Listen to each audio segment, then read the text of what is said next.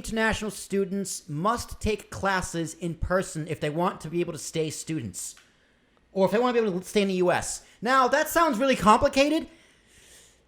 It is. Yeah, it does sound complicated. It's a very complicated issue to which, I'm not going to say I've downplayed the coronavirus in the past few weeks, but I definitely didn't think, and I still to an extent don't think it's as serious. The fact that we have so many cases is bad. Don't get me wrong, it's bad. Is necessarily end of the world. I'm not sure yet. But, with states kind of starting to slow back reopenings, I think that's right now it's a good call based on what we know right now and how many cases are going up. Yeah, because it's kind of like... But the idea of opening schools... It's like an impossible ask. Mm-hmm. But see, this is why it's kind of a confusing subject to me. I don't know if you want me to go into it right now. Oh, well, let's see what happened first. Yeah, so on last Monday, the U.S. Immigration and Customs Enforcement announced that it will not issue visas to prospective and current international students who will be only taking classes online during the upcoming fall semester. That's despite the fact that many colleges in the country are integrating online-only models because of COVID-19. While schools like Columbia quickly announced that they would be offering hybrid models, Harvard and MIT filed a lawsuit against the Trump administration over the policy. Many international students now fear they could be deported and worry about how they might be able to return home with the current travel restrictions, which to me is the most complicated issue here. Yeah. But Nash, continue. What are you going to say? Because it's sort of my understanding of how student visas work. You have the visa for as long as you are enrolled at the school. Mm-hmm. So if flunk out, your visa's revoked. Right. That's just kind of how it goes. Wait. So, do you? I don't know this. I don't know if you know this either. But do you get a visa on a year by year basis, or is it like 4 years under these certain qualifications? I think it's you have once the country and the university accept you, you have the visa as long as you are enrolled at the school. Okay. So you have it given that you're still enrolled in a school. Yeah, you retain it. Well, you could go on to get like a master's degree, right? And so therefore you still retain the student visa, right? All right. So you pretty much have to, like, not re-enroll, but kind of just like re-up it at the end of every academic year. Yeah, essentially, dependent entirely upon your enrollment. And that's like you transfer. Okay. Then if you transfer, I think you'd have to get certified by the other school. Exactly. Yeah. That's exactly what you have to do. Or maybe if you have to maintain a certain grade point average if you want to stay enrolled. Yeah. Certain things like that. Okay, that makes sense to me. Yeah, that makes sense. Here, what I don't get the issue is, first off, totally revoking the visa, I don't understand, because it's sort of like one of the United States' largest exports is education. Mm-hmm. We'll get into the numbers in a little bit.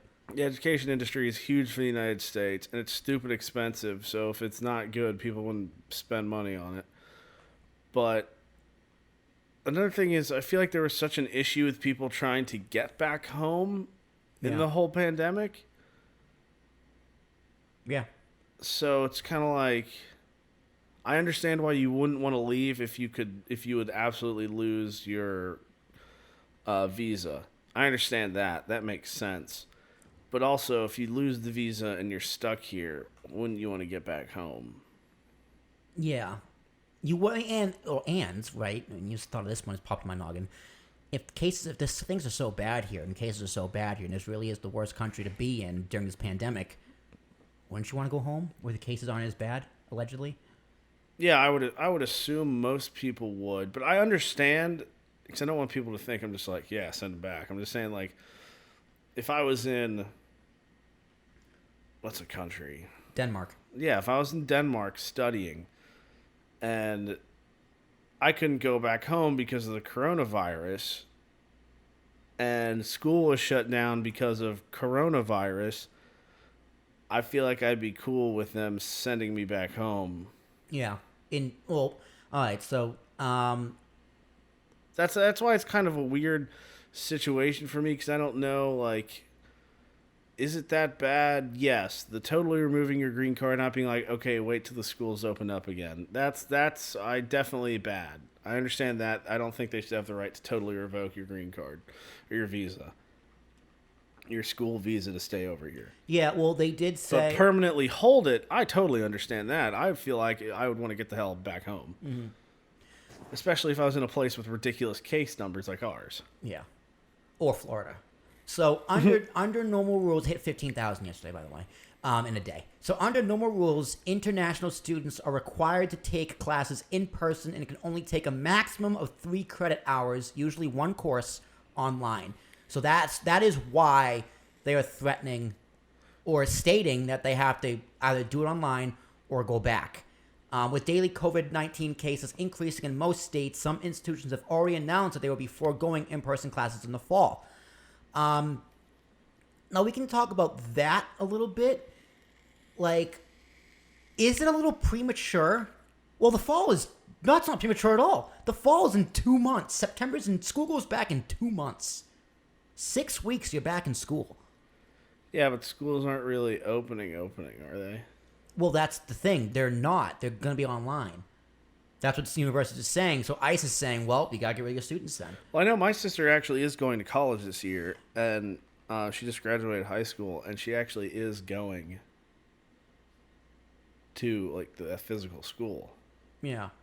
So despite this, ICE has argued that, quote, there is a need to resume the carefully balanced protections implemented by federal regulations. Quote, the U.S. Department of State will not issue visas to students enrolled in schools and or programs that are fully online for the fall semester, nor will U.S. Customs and Border Protection permit these students to enter the United States. That's a quote from the SEVP.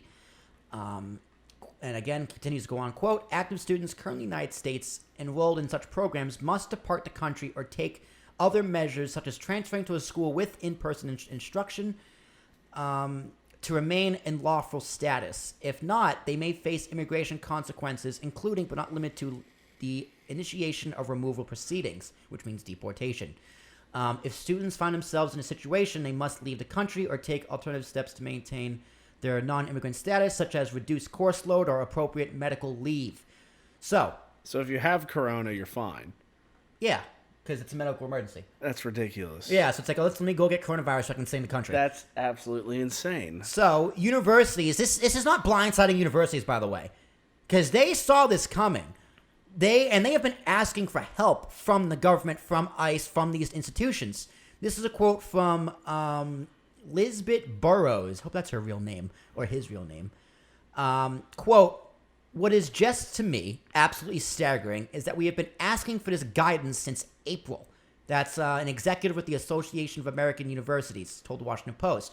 She added that the universities now have, quote, 9 days to respond. That's just tremendous concern about trying to protect current students who are members of their communities and their educational investments.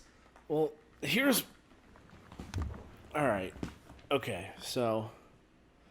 We've been to college, right? Yeah. We've both done the college thing. I loved it. It was great. Great time. That's where I met you, big guy. Great time at Sleepaway Adult Camp. They could theoretically now. Well, let me just take you through this, okay? So you ever been to like a class and the teacher's like, "Oh, I'm sick.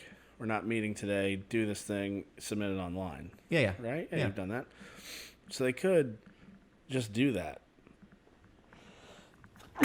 Bless you. If the class is scheduled to meet in the classroom, and they just hold every session online at the teacher's discretion, I feel like that would meet the criteria. Yeah, it's a big thing. Like here, Nash, is the government overstepping its boundaries here? Especially with private, like Hofstra, for example, is a private university. I wanted to get a little bit deeper into this before I went off on it. Just so I had a better picture. Okay. Because I kind of get the vibe of what it's going at, and I don't like it.